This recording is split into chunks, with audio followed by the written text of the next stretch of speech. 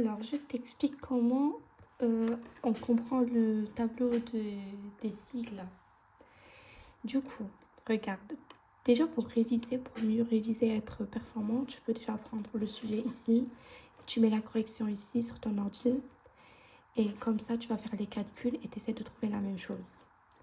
Alors déjà, pour commencer, on a une entreprise de prestation de services. Nous, ce n'est pas une entreprise de vente de marchandises. Donc ici, c'est zéro les produits. Ensuite, on va parler de production vendue. C'est ce qu'on a ici, c'est les prestations de services.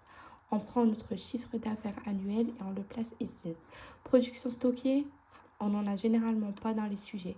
Et ça d'ailleurs, c'est l'examen qu'elle nous a donné, l'examen blanc.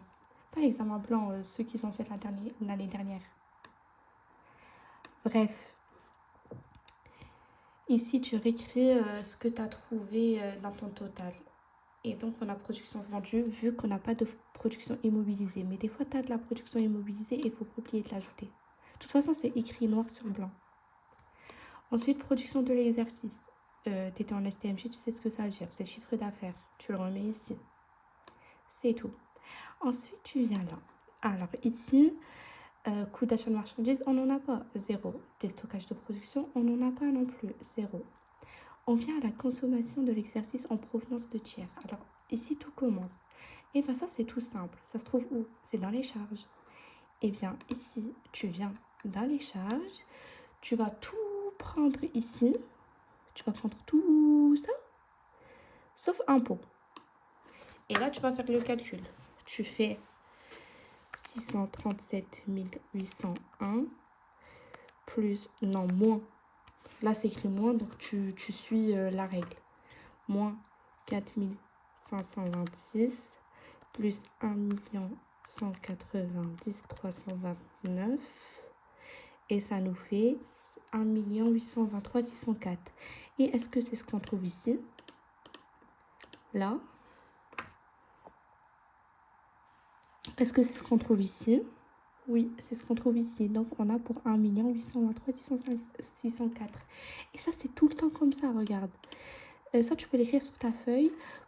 Consommation de l'exercice en provenance de tiers sauf impôt. Tu prends tout ça, sauf impôt.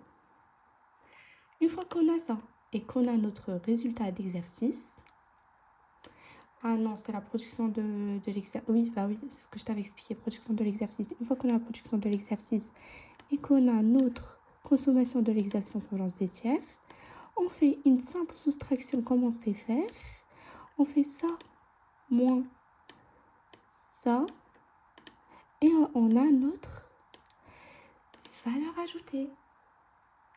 Un des indicateurs les plus importants, on l'a trouvé. Ensuite, on revient, on descend.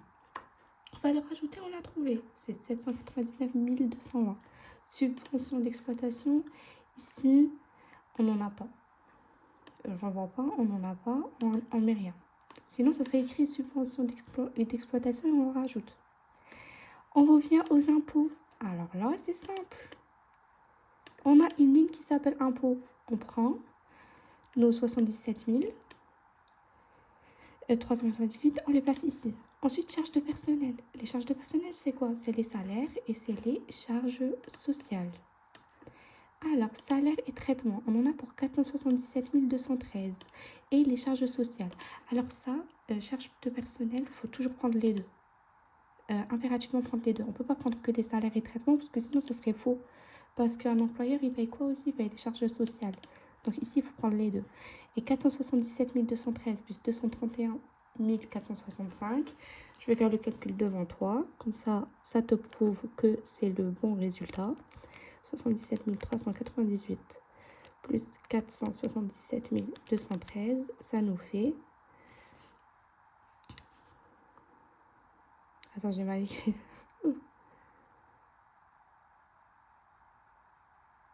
Oui, j'ai mal écrit. Oui, on fait 400, on fait ça. 477 213 plus 231 465 et ça nous fait 708 678. Est-ce que c'est ce qu'on a ici? Exactement. J'essaie de zoomer un peu. Voilà ce qu'on a ici. On a trouvé notre impôt plus charge et le total est 786 000. Là, qu'est-ce qu'on fait? Eh bien, on va prendre notre valeur ajoutée et on enlève les impôts et les charges de personnel. Et ça va nous faire notre excédent brut ou insuffisance brute d'exploitation. Et ici, ça fait 13 144. On revient en bas. Regarde, c'est bientôt fini. On revient en bas. Excédent brut d'exploitation, on vient de le trouver en faisant ça moins ça. C'est 13 144. Reprise sur charge et transfert de charge. Alors ça se trouve où? Je découvre le sujet avec toi, je te mens pas. Donc je vais essayer de le chercher. Ah bah c'est ici. Reprise sur charge et transfert de charge. Ici c'est dans les produits, donc on cherche dans les produits. Et c'est donc ça. Reprise sur amortissement et provision. Ça je crois que c'est le seul où le nom il est un peu changé, c'est tout. Là on met 3000. Autres produits, on en a pour 15 645. Des fois, si ça te mélange et tu sais pas où on prend ça, tu regardes la ligne d'après. Si tu vois que c'est autre produit, bah, tu prends juste ce qu'il y a en haut de autre produit. Bon, ici, on fait l'addition de tous les trois avec l'excédent brut qu'on avait trouvé précédemment. Et ça nous fait 31 786. Ensuite, on revient ici. Insuffisance brute d'exploitation. On n'a pas eu un nombre négatif ici, on a eu un truc positif. Donc, logiquement, on le place ici. C'est pas une insuffisance. Ensuite, les dotations aux amortissements et aux provisions. Alors, ça, on le trouve dans les charges normalement, parce que c'est dans la ligne des charges. Alors, dotation... Ah bah c'est ça, 17 806. Dotation aux amortissements et provisions. C'est écrit noir et blanc. On reprend dans le compte de résultat, on le place ici. Autre charge, on en a pour 3 492. On met ici. Le total est de 21 298. Et ici, le total est de 31 789. On soustrait et ça nous fait notre résultat d'exploitation qui est exactement de 10 491. C'est déjà positif. Ensuite, on continue, c'est toujours la même chose. Résultat d'exploitation, on vient de le trouver, 10 491. Ça, on n'en a pas. Souvent, on n'en a pas. Produits financiers. Mais ça, c'est clair dans le compte de résultat. C'est en fait ça. Produits financiers. Et on en a pour 4066. Alors, on additionne et ça nous fait 14 777. 57. Ensuite, résultat d'exploitation. On a eu quelque chose de positif ici. Ici, on a eu quelque chose de positif. Donc, on met rien. On va pas mettre une perte. Et ça, on n'en a pas encore. Et charge financière. Charge financière, c'est en face des produits financiers. On en a pour 23 746. En place ici. Et notre total est de ça. Et du coup, ici, on va prendre ce total-là, comme tout à l'heure, qu'on va soustraire avec ce total-là. Et ça nous fait en tout résultat courant avant impôt, bénéfice ou perte négatif. Et bien, ça continue toujours. Qu'est-ce qu'on va faire? On revient ici. Là, avant de replacer le chiffre qu'on a trouvé, produit exceptionnel. Ici, c'est écrit noir sur blanc aussi. C'est là. On en a pour 25 000 en place. Charge exceptionnelle, on en a pour... Charge exceptionnelle, on en a pour 20 450. On fait ça moins ça et on en a pour 4 550. On descend dans la dernière ligne. Résultat courant avant impôt. Eh ben, on peut rien mettre. Pourquoi? Parce qu'on n'a pas un nombre positif ici, c'est un nombre négatif. Qu'est-ce qu'on fait? On regarde à côté. Ici, c'est là où on peut mettre négatif. Tu vois, tout à l'heure, on n'avait que des trucs positifs. On les mettait à droite. Non, c'est à gauche. On les mettait à gauche. Ben, maintenant, on met à droite les négatifs.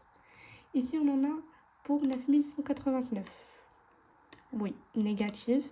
On enlève le signe et on le place ici. Voilà, ça c'est placé. Résultat exceptionnel.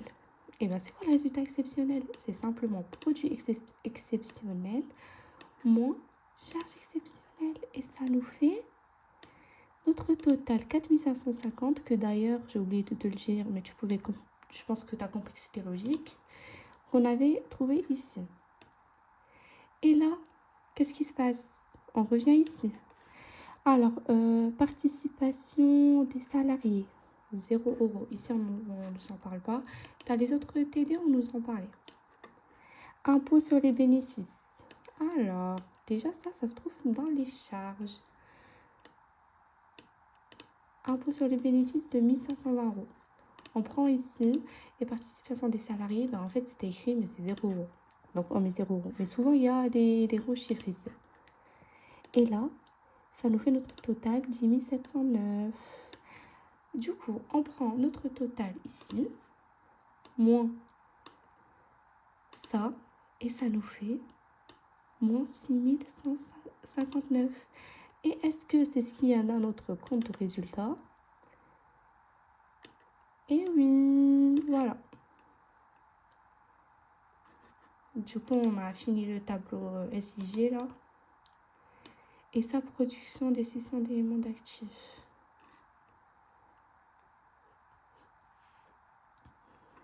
Ah, c'est ça, je crois. Oui, c'est ça. C'est le compte bancaire. 675, on le place ici. Ça, pour moi, c'est pas clair. Mais en vrai, si ça se termine un examen, elle va sans doute nous donner la même chose avec les chiffres qui changent. Et du coup, tu mets ça ici. Et valeur comptable des éléments CD. Ça, je sais pas aussi ce que c'est. Et peut-être c'est les produits exceptionnels, je crois, parce qu'on les possède. Non. Mais bon, ici aussi, c'est 25 000. Ah, ok. Hein? Non, je crois pas. F47 moins K47. F47. Ah.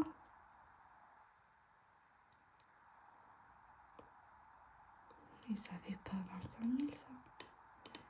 Ok. Bon, voilà. À part pour ça, je ne saurais pas t'aider. Mais en gros, c'est... On a rempli le plus dur, l'essentiel. Et ça nous fait un déficit de moins 6 000 et quelques. Et c'est ce qu'on a ici, moins 6 159. En fait, c'est technique, c'est ça, moins ça, moins ça, moins ça. Tu reprends ça, tu sais les racontes de résultats, ta PSTFG, et tout est OK. Voilà.